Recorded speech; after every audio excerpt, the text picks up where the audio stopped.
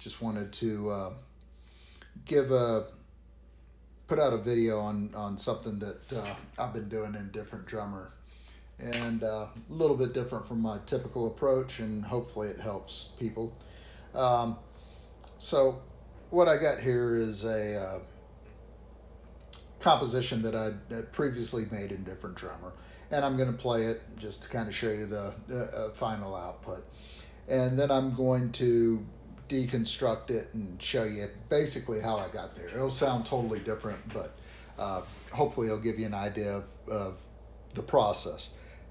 So what I've got is AUM set up where Different Drummer is the controller, and it's controlling drums coming from BS16i, bass coming from BS16i, rhythm from BS16i, a duplicate of that track, the MIDI channel being controlling layer as part of the second part of the rhythm, and then another channel controlling cauldron for the melody.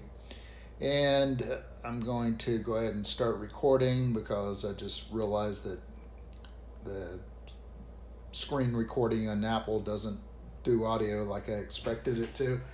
Anyway, so I'm going to come over here and start this so you could hear it.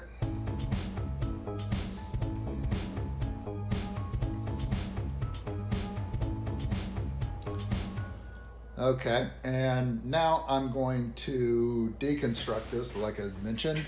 What I'm going to do is I'm going to come over here to the far left on the middle side of the screen, and I could choose a new set based on no patterns in the new set section here, or some patterns that are built in. I'm going to just choose a backbeat pattern.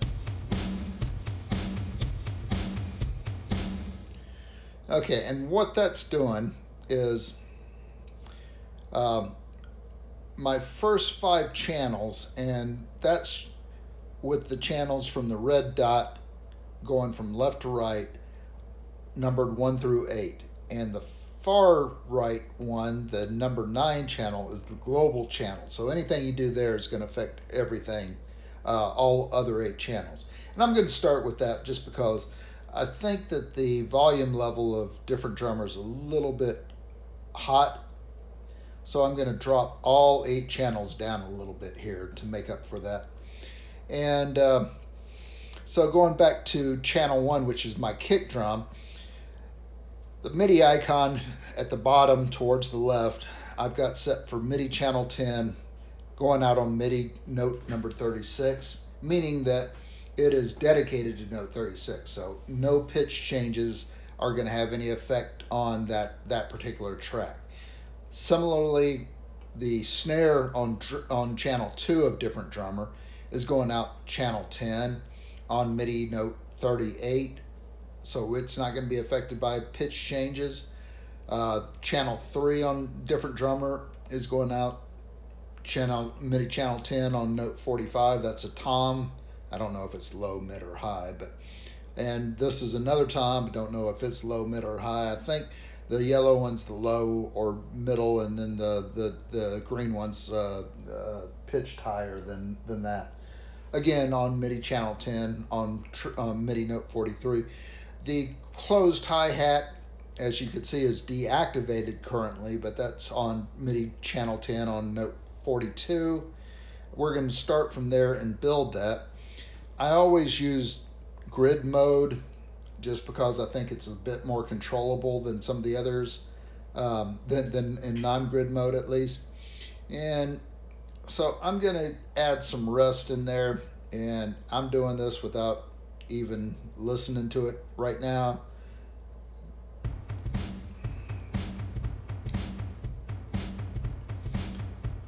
Let's activate it.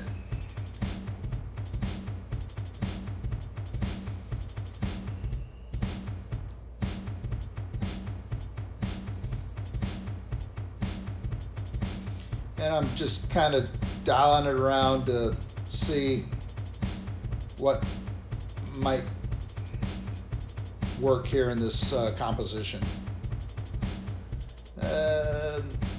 For one thing, I want to get rid of the triplet sixteenths and just goes straight sixteenths. And I could solo that. Okay. And I'm going to raise the dynamics on that a little bit. And I'm going to introduce a little bit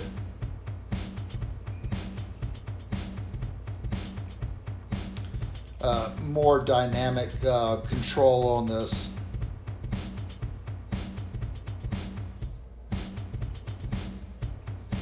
By changing the phase of the wave. And I was doing that with dynamics at first. Now I'm doing it with the ties.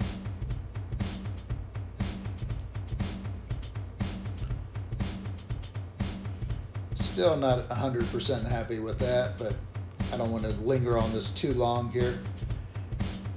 Okay, so right now, going back to AUM, you'll see that the only activity is coming from the drum because that's all the MIDI channels. I'm clipping, yes, so I'll drop that down a little bit. I could come over here and drop that would be the better.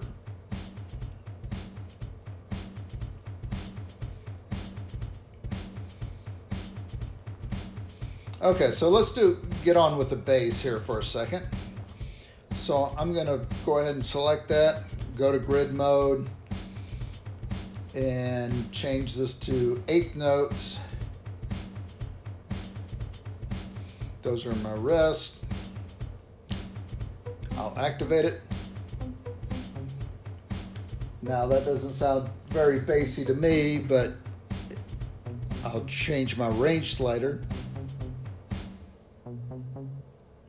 and solo that. So that gives you the idea.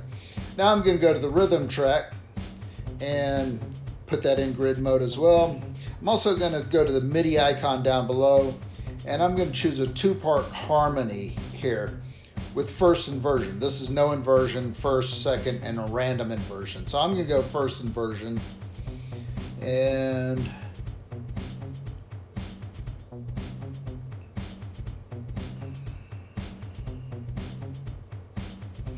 make a few adjustments before I activate it.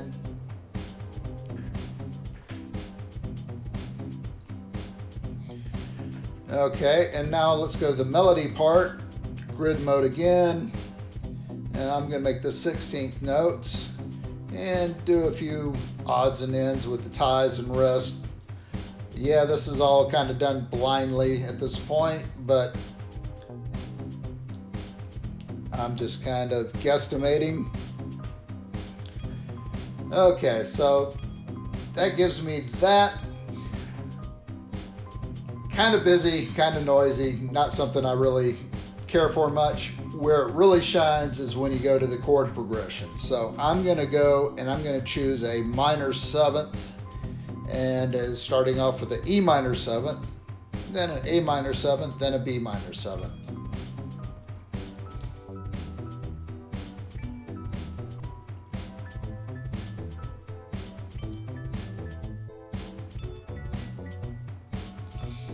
And as you can hear, that made a world of difference to, now, see, the other thing is I typically lock all the drum tracks so that they don't change pitch during the chord progressions. I don't want them doing that. So I just want the bass, rhythm, and melody changing. And that's kind of the gist of how I get from A to Z. So I hope this was useful, and hope to put out some more of these. Hope you enjoyed watching. Thank you.